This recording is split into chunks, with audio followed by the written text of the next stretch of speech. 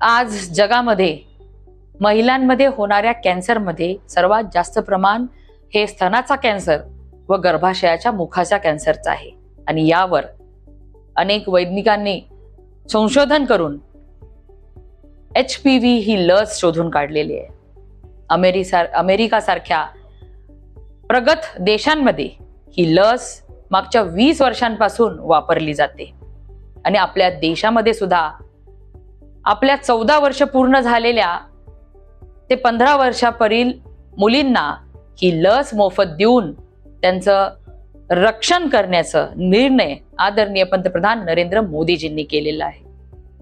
त्यांचं आरोग्य हे सुदृढ राहावं यासाठी ही लस संपूर्ण भारतभरामध्ये मोफत देण्यात येत आहे आणि आपल्या राज्यामध्ये सुद्धा आदरणीय मुख्यमंत्री देवेंद्र फडणवीस साहेबांच्या नेतृत्वामध्ये 8 मार्च पासून HPV ची लस 14 वर्ष पूर्ण झालेल्या मुलींना मोफत देण्याची सुरुवात झालेली आहे।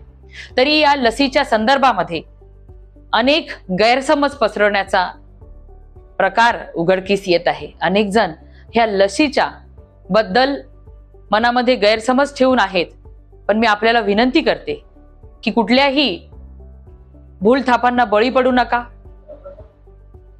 कुठल्याही चुकीच्या अफवांवरती आपण विश्वास ठेवू नका।